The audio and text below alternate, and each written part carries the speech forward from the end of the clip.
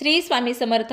तुमच्या सर्व इच्छा आकांक्षा पूर्ण होत असे स्वामी महाराजांच्या चरणी प्रार्थना करते आणि आजच्या एका खूप छान आणि माहितीपूर्ण व्हिडिओला सुरुवात करते. येत्या मंगळवारी म्हणजे 14 जानेवारीला मकर संक्रांत हा सण आलेला आहे. हा मकर संक्रांत हा सण वर्षातील पहिलाच सण आहे. मकर संक्रांतीच्या आदल्या दिवशी भोगी साजरी केली जाते.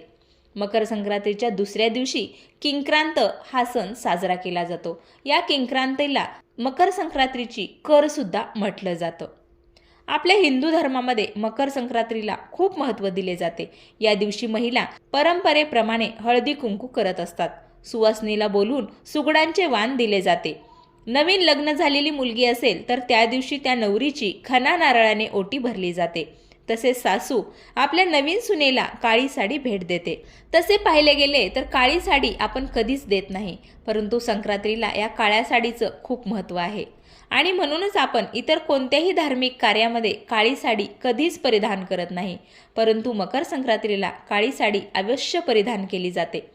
मकर संक्रांतीच्या दिवशी सुगड पूजन केले जाते. या दिवशी आपण जेव्हा घरामध्ये सुगड पूजन करणार आहोत तेव्हा त्या सुगडामध्ये ही एक वस्तू घालायची आहे.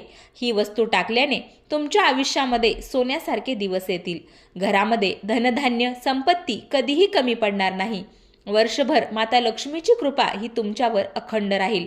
अशी कोणती वस्तू आपल्याला या सुगडामध्ये घालायची आहे याबद्दलची संपूर्ण माहिती मी तुमच्यासोबत या व्हिडिओमध्ये शेअर करणार आहे. तत्पूर्वी तुम्ही जर माझ्या चॅनलवर नवीन असाल तर माझ्या व्हिडिओला लाईक करा, शेअर करा आणि सबस्क्राईब करा. तसेच ही माहिती विधिवत ऐकण्यासाठी हा व्हिडिओ स्किप न करता शेवटपर्यंत पाहत राहा. मकर संक्रांतीच्या दिवशी आपल्याला सकाळी लवकर उठायचं आहे.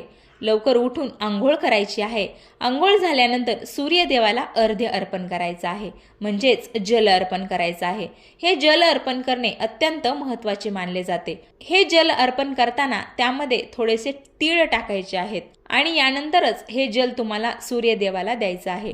या दिवशी तुम्ही काळे कपडे देखील परिधान करू शकता.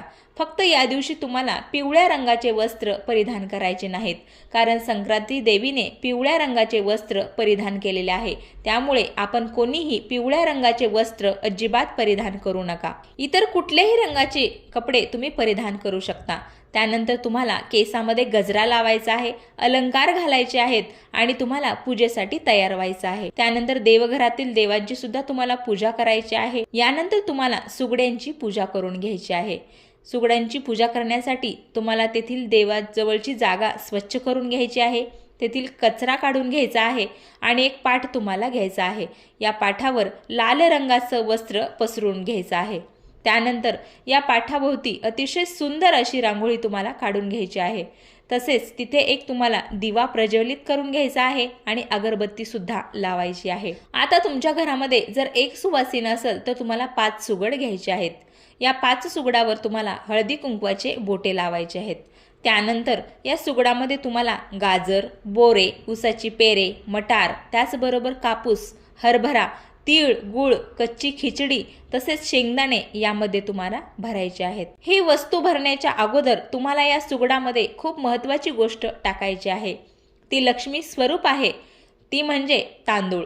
तुम्हाला थोडेसे पांढरे तांदूळ घ्यायचे आहेत आणि अगोदर तुम्हाला सुगड्यामध्ये थोडे थोडे तांदूळ टाकून घ्यायचे आहेत आणि यानंतरच तुम्हाला उसाची पेरे, बोरे, शेंगा हे सुगड्यामध्ये भरायचं आहे. यानंतर सुगडांना हळदी कुंकू लावायचं आहे आणि तुम्ही सुद्धा स्वतःच्या कपाळावर हळदी कुंकू नक्की लावून घ्यायचं आहे. तसेच सुगडांना हार फूल देखील अर्पण करून निरंजन लावून ओवाळून घ्यायचं आहे आणि मनोभावे नमस्कार करायचा आहे. एक सुगड उचलून तुम्हाला देवाजवळ ठेवायचा आहे. आणखी एक सुगड उचलून तुम्हाला तुळशीजवळ ठेवायचा आहे.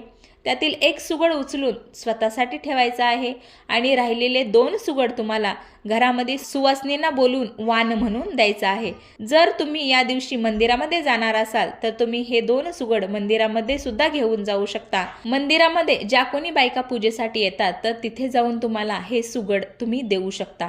तिथे गेल्यानंतर तुम्हाला 2 सुवासिनींना हळदी कुंकू लावायचं आहे आणि त्यानंतरच हे सुगड तुम्हाला त्या सुवासिनींना वाण म्हणून द्यायचं आहे. तर मकर संक्रांतीच्या दिवशी या पूजेला खूप महत्त्व आहे, म्हणून प्रत्येक सौभाग्यवती स्त्रीने घरामध्ये अशी सुगडांची पूजा अवश्य करावी.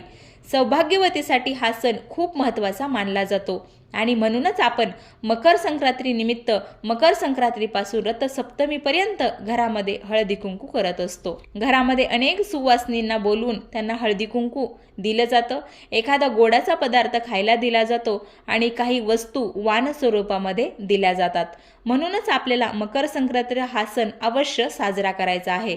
जर तुमच्या घरामध्ये 2 सुवासिनी असतील तर तुम्ही काय करायचं आहे तर प्रत्येकीचे 5-5 सुगड तुम्हाला घ्यायचे आहे. तसेच या दिवशी तुम्हाला सूर्यदेवाला सुद्धा जल अर्पण करायचं आहे. जर तुम्ही या दिवशी सूर्यदेवाची जर पूजा केली तर तुमच्या हातातून जे काही नकळत पाप घडलेले आहेत ते नष्ट होतात आणि तुमच्या जीवनामध्ये सकारात्मकतेचा प्रवेश होतो. या मकर संक्रांतीच्या दिवशी एकतरी सुवासिनीला तुम्ही हळदी कुंकू हे दिलंच पाहिजे. कुंकवाची डब्बी वाण स्वरूपामध्ये अवश्य द्या. या दिवशी जर तुम्ही कुंकवाची डब्बी वाण स्वरूपात दिली तर तुम्हाला अखंड सौभाग्य प्राप्ती होते, पतीची भरभरून प्रगती होते, तुमच्या घरामध्ये सुख शांती समृद्धी ही कायम नांदू लागते. जर तुम्ही अशा पद्धतीने मकर संक्रांतीचा सण साजरा केला तर जीवनामध्ये सुख समृद्धी आणि भरभराट ही अवश्य राहील आणि तुमच्या कुटुंबाची पतीची प्रगती नक्कीच होईल. श्री स्वामी समर्थ.